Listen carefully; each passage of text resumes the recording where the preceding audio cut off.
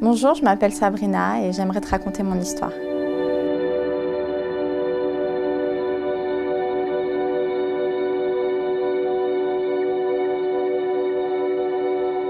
Alors, tout a commencé en 2009. J'étais étudiante en BTS et en fait, je m'étais liée d'amitié avec un garçon qui, lui, était chrétien. Donc, il me parle de Dieu, où au début, j'écoute sans écouter. Je me dis, ouais, bah, c'est bien, c'est sympa, c'est cool et tout. C'est bien, si ça te fait du bien, tant mieux.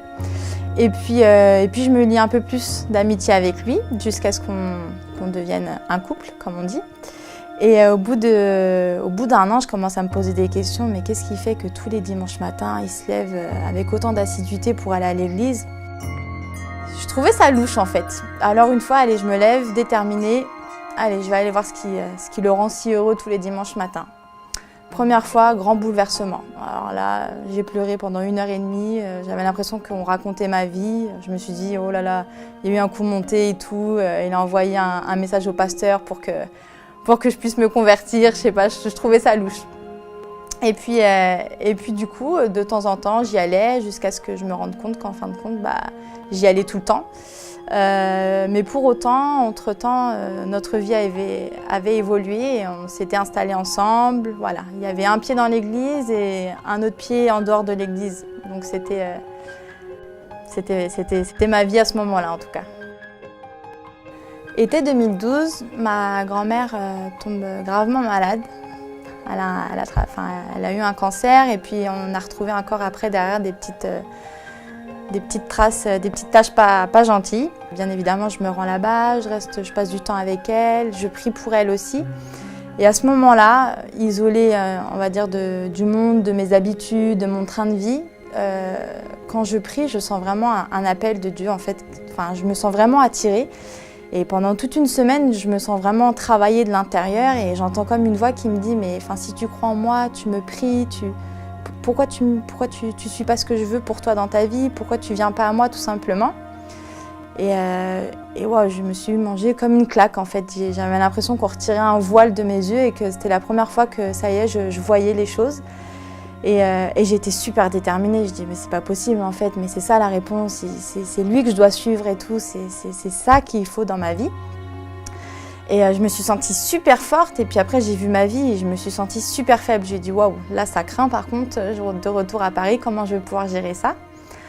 Donc je rentre sur Paris, j'en parle à mon copain, lui avait vécu la même chose bizarrement, au même moment. Alors je me suis dit oh, c'est peut-être un signe de Dieu que voilà, il me fait un petit clin d'œil en me disant peut-être que c'est vraiment ça qu'il faut qu'on fasse et qu'on le vive en même temps.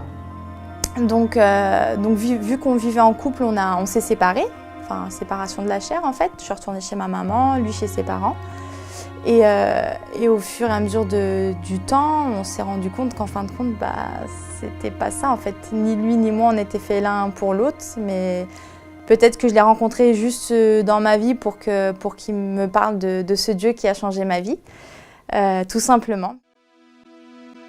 Bon là j'en parle avec le sourire mais c'était super compliqué à vivre, tant par rapport à ma famille qui n'est pas du tout croyante, alors ils avaient l'impression que je partais dans une secte. Alors en plus je me séparais de mon copain, ils ont un peu fait l'amalgame entre notre histoire et ma conversion. C'était un petit peu Bagdad comme je dis dans mon petit langage, c'était un peu compliqué à gérer. Mais j'ai vraiment senti l'amour de Dieu, son réconfort à mes côtés. Et ce qui est bizarre, c'est dans ma vie, j'avais vraiment l'impression d'être épanouie. Moi, j'étais une jeune fille, j'étais étudiante, j'avais mon appartement, je vivais avec mon copain. J'avais vraiment tout ce que ce monde nous offrait. Je me sentais au top, quoi.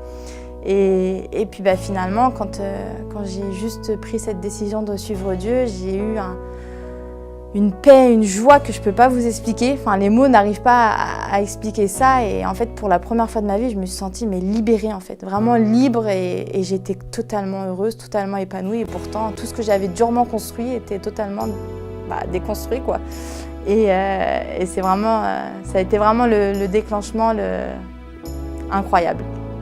Surtout quand juste après, j'ai appris que ma grand-mère était totalement guérie. Et là, ça a été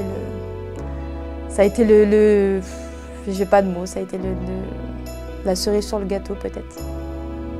Si jamais tu as envie de connaître un peu plus sur mon histoire, sur ma vie, si tu passes aussi par des épreuves un peu similaires, N'hésite pas à venir me parler sur ma page pour qu'on puisse en discuter ensemble. Je serais vraiment ravie de te dire et de te donner des conseils sur ce que Dieu a pu faire dans ma vie.